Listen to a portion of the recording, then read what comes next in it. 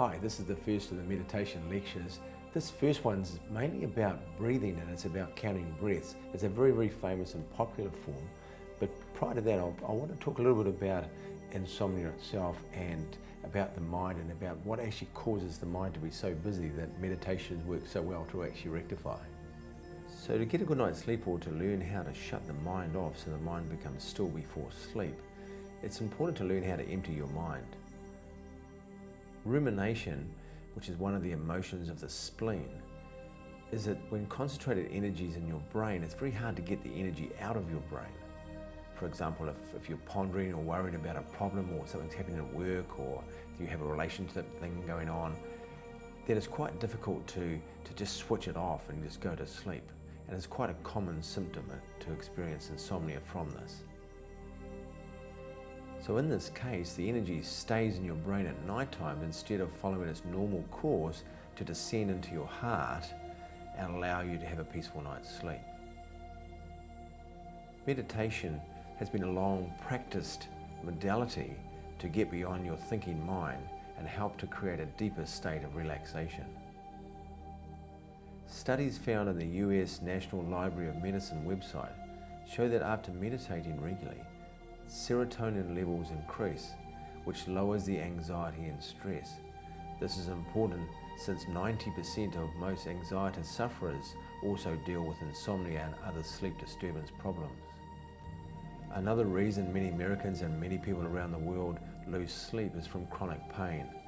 By lowering blood pressure, meditating actually reduces throbbing and swelling, especially from arthritis and from other injuries and any pain or chronic pain in the body. After practicing meditation a couple of nights, you'll notice how fast your thoughts flow inside your head and which ones and which thoughts occur more often. You may also notice what's triggering these thoughts. From here, recognizing what the triggers are, where your thoughts are coming from, then you can change your thought patterns so you can have a quiet mind.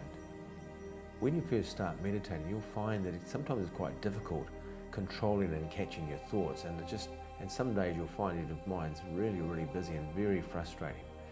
So if it is that frustrating, then do the Qigong exercises so your mind's got something to do instead of just sitting quietly. You'll find that will help immensely.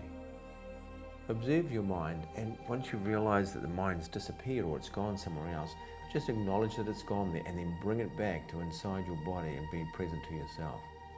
During this practice of meditation, observe your thoughts as they come one at a time, and then just watch them come in and just watch them go out. As you're breathing, you'll find, even though you're focusing on your breath, you'll still find the sea and you'll observe the thoughts coming and going out, especially after you've done it for a while, so you don't have to think so much of the counting. Then of course you'll notice more how busy your mind will become. One of the most popular techniques for insomnia is doing a deep breathing meditation which calms the body. Be aware that some meditation practices you do are designed to keep you alert and focused, and some of them even energize you. So be aware that if you're going to do meditation, make sure you do meditation designed for sleep and for shutting the mind down. Here is a simple breathing meditation practice that you can do to calm the mind and also calms the heart and distresses yourself from the day and prepares yourself for a good night's sleep. So sit and lie comfortably somewhere, and it's all done with the breathing. So to start off with, breathe in to the count of 2, then breathe out to the count of 3. So it's a long, quiet, slow breath in and a long, quiet, slow breath out. So try and regulate your breath and just watch your breathing. So the first one is the count of 2, breathing in, and then to the count of 3, breathing out, and then increase it to the next one. So this time count to 3 on the in breath, and then breathe out to the count of 4. With the next breath, breathe in to the count of 4 and breathe out to the count of 5. And continue doing this, and then breathe in to the count of 5 and then breathe out to the count of 6. As I say, you can continue doing this, but it's very important that you get to a stage where you're comfortably breathing. If you find you're gasping for breath or you're having to hold your breath, you've gone too far. So go back to a number that's really easy to hold and it's really comfortable for you. If you find during the practice that you start becoming out of breath, then just cut the number down. If you're doing 4 in breaths and 5 out breaths, then cut it down to do 3 in breaths, count 3, and then 4 on the way out. So you want it as a comfortable practice. In time, your body will relax and you'll be able to hold the breath and do longer counts, but don't force it. You don't want to be stressing yourself. It's not a competition how many times you can count for your in and out breath. It's not about that, it's about relaxation. Long, slow breaths, and just count to yourself. And of course, your counting will be different speed depending on who's doing this. So it's a personal thing for you. Make sure you breathe out from your belly and breathe into your belly. So your diaphragm raises and falls as you breathe in and breathe out. Make your exhalations and inhalations as smooth and as full without strain. Try to exhale fully so you get all the air out of your lungs when you're breathing. Don't hold your breath between the in and out breaths. Allow it to be a full movement. So as you finish breathing, then start the other breath. Make sure when you're breathing, put the tip of your tongue on the roof of your mouth. So you connect the Ren, Mai and Du Mai channel, which travels, one channel travels over the top of your head and the other one comes down the front part of your stomach. Always stay within about 70% of your capacity of your breathing.